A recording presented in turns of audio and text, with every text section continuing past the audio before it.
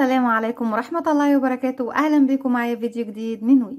فيديو النهاردة إن شاء الله هنتكلم فيه عن طريقة من طرق التشبيك في الكروشيه، لأن طبعا انتوا عارفين إن جالي سؤال أو أسئلة كتير جدا عن طرق التشبيك، وإن في بنات كتير بيكون عندهم مشكلة في التشبيك في الكروشيه، وده بيعمل لهم أزمة لأن في كتير من الشغل بيتعطل معاهم بسبب طريقة التشبيك أو إزاي يشبكوا الوحدات دي.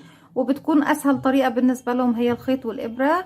شرحت معاكم فيديو عن طريقة التشبيك بالخيط والإبرة بأكتر من طريقة، وفي بنات كتير هيستغربوا اني بقول بأكتر من طريقة، لان فعلا حتى الخيط والإبرة ليها أكتر من طريقة، وعندنا أكتر من طريقة كمان جديدة في الكروشيه لتشبيك الوحدات، وهشرحها معاكم بإذن الله في أكتر من فيديو. لكن فيديو النهاردة طريقتنا في التشبيك هي باستخدام أو أكتر من طريقة بالتشبيك باستخدام غرزة المنزلقة. ازاي نشبك بغرزة المنزلقة بأكتر من شكل؟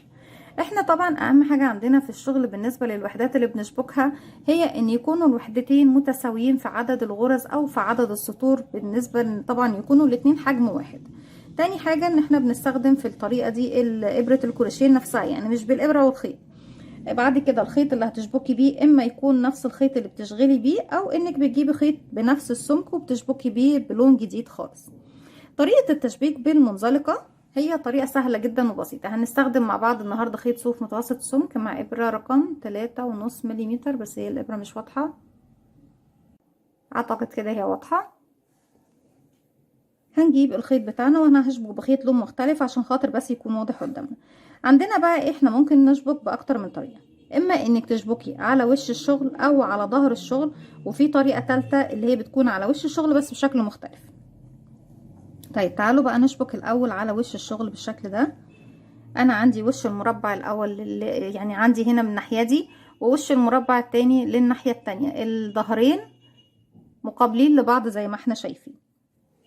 هنجيب الخيط بتاعنا الجديد، لكن زي ما قلت لكم يا بنات تقدروا تشبكوا بنفس اللون اللي انتوا شغالين بيه، على حسب بقى انتوا بتشبكوا باللون اللي انتوا شغالين بيه او بلون جديد. هلف الخيط حلقه على الهواء وهقفله عقده بدايه، الف الخيط واخرج من الحلقه دي بقفله عقده بدايه. بجهز الحلقة لان عشان نسحبها من الناحية التانية في المربعين.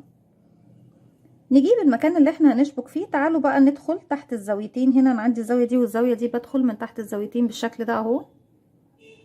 هسحب بس الخيط بتاعي واخلي المكان ده يكون بداية من تحت الزاويتين، وهبتدي بس ارتفع سلسلة واحدة بس، ان يعني نأكد ان احنا خلاص ثبتنا الخيط بتاعنا.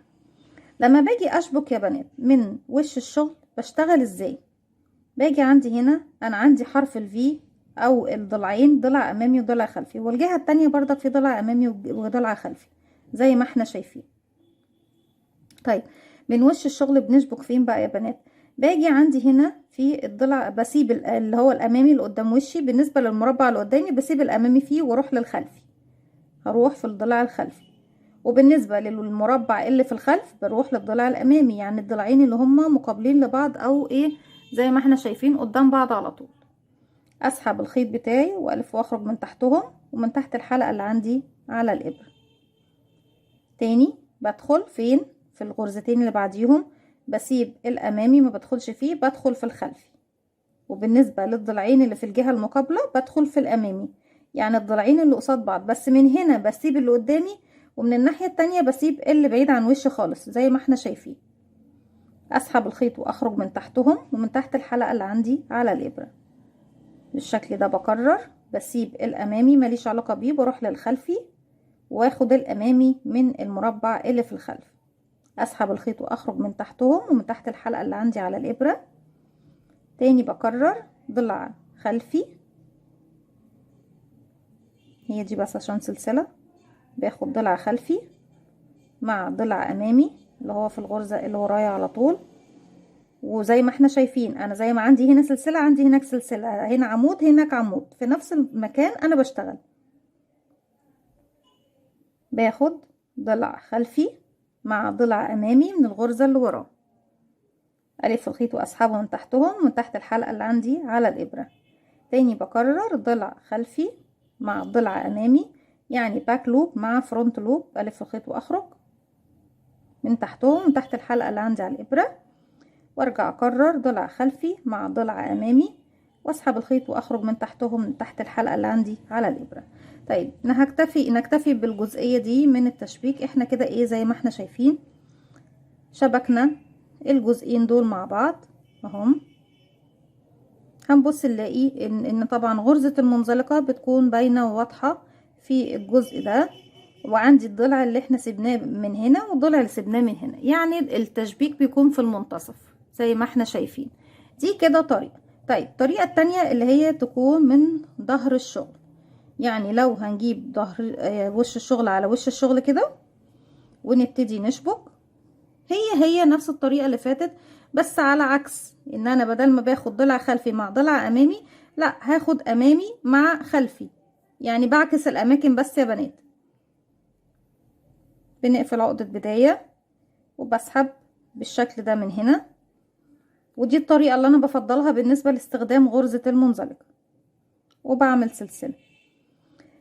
اني باخد بقى المرة دي انا على خلفية الشغل اهو، باخد الحلقة الامامية، يعني عكس اللي احنا عملناه هناك، مع الحلقة الخلفية، امامي مع خلفي، اللي قريب مني قدام وشي على طول مع اللي بعيد عن وشي خالص الناحية التانية، واسحب الخيط من تحتهم من تحت الحلقة اللي عندي على الابرة. تاني بكرر، باخد الحلقة الامامية الفرونت لوب مع الحلقة الخلفية من الجهة المقابلة، واسحب الخيط واخرج من تحتهم من تحت الحلقة اللي على الابرة. ها يا بنات فاكرين؟ امامي مع خلفي. انا وش الشغل كنت باخد خلفي مع امامي على ظهر الشغل، ودي الطريقة اللي بفضلها بالنسبة للمنزلقة، باخد من ظهر الشغل امامي مع خلفي. مكان السلسلة اهو، باخد السلسلة امامي الحلقة الامامية فيها مع الحلقة الخلفية من السلسلة اللي في الخلف دي، والف الخيط واخرج من تحتها ومن تحت ايه الحلقتين الموجودين عندي. تاني امامي، تأكد طبعا المكان اللي انا بشتغل فيه بصوا في الخلف هنا انا سبت الامامية ودخلت في الخلفية اللي بعيدة عن بعض، الحلقتين اللي بعيدة عن بعض،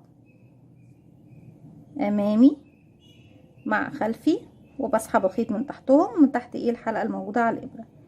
الحلقة الامامية بدخل تحتها وادخل تحت الحلقة الخلفية، بقوا الحلقتين عندي على الابرة بالاضافة للحلقة الاساسية، الف الخيط واخرج من تحت الثلاث حلقات، 1 2 3.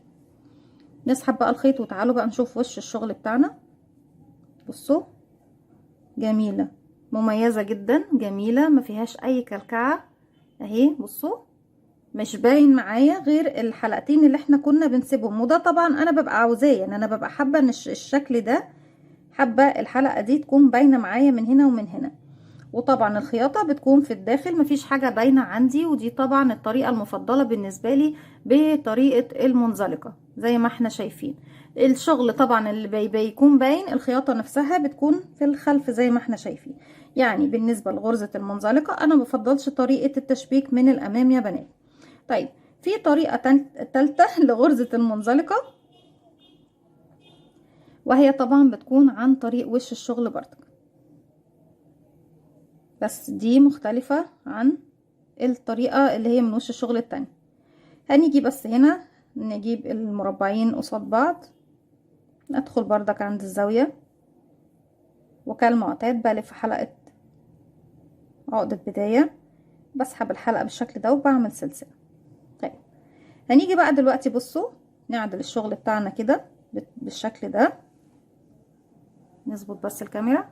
في الطريقة دي لازم يكون عندي معلومة مهمة جدا، ان الخيط بتاعي ما ينفعش يكون من فوق كده، الخيط لازم يجي من تحت الشغل زي ما احنا ايه هنشوف دلوقتي. طبعا بس بمسك الخيط وباجي بنزله لتحت بالشكل ده. عندي هنا الضلعين الامامي والخلفي، والامامي والخلفي من الجهة التانية. تعالوا نبتدي نشبك في اول عمود بلفة. ده اول عمود عندي اهو، بدخل في المنتصف، باخد الحلقة الامامية من الجهة دي وبدخل للعمود اللي قصادي هنا، بدخل في الحلقة الخلفية وبسحب بقى الخيط من تحت زي ما احنا شايفين، من تحت الثلاث حلقات، الحلقتين اللي دخلت تحتهم والحلقة اللي عندي على الابرة. هرجع تاني، ارجع انزل الخيط لتحت تاني، وبدخل هنا في المنتصف، بخرج من الناحية دي وارجع ادخل هنا في المنتصف، اخرج من الناحية التانية، الف الخيط على الابرة واخرج من الحلقات بتاعتي كلها اللي على الابرة.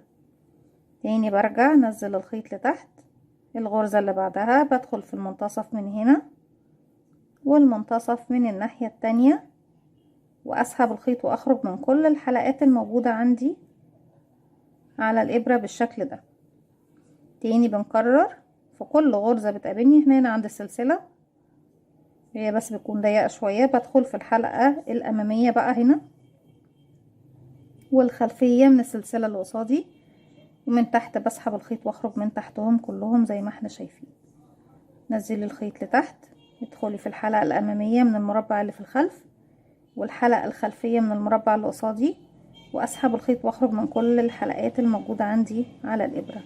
طيب في الطريقة دي، ودي من الطرق على فكرة اللي انا بحبها جدا وبفضلها، ببص الاقي غرزة المنزلقة جاية بخط كده شكلها شكل الضفيرة او السنبلة في وسط المربع، والحلقة الامامية من هنا باينة هنا، والحلقة الخلفية باينة من هنا، والمنزلقة في خط في النص كده ما بين الحلقة دي والحلقة دي زي ما احنا شايفين بالشكل ده.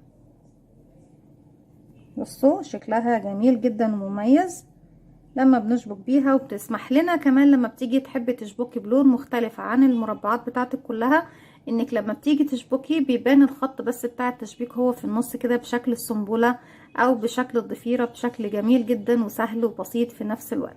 وبكمل بطريقة التشبيك دي لغاية طبعا بوصل الى نهاية الجهة دي اللي هي طبعا الخطين اللي احنا بنشبكهم في بعض.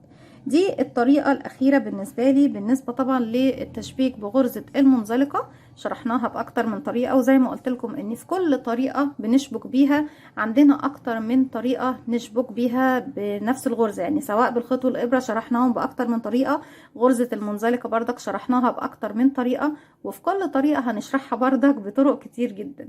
دي كانت طريقة التشبيك بتاعتي النهاردة، اتمنى تكون سهلة وبسيطة وتكون مفيدة بالنسبة لكم وتنول اعجابكم. ما تنسوش فضلا ليس امرا لو عجبكم الفيديو تعملوا لي لايك وشير وسبسكرايب، واستنوني فيديو جديد من وي، وعندنا فيديوهات تشبيك كتير جاية ان شاء الله. اتمنى باذن الله ان هي تكون مفيدة بالنسبة لكم وتعجبكم. ما تنسوش بقى تعملوا لي لايك وشير وسبسكرايب، واستنوني فيديو جديد من وي، وفعلوا زرار الجرس عشان يوصلكم مني كل جديد. السلام عليكم ورحمة الله وبركاته.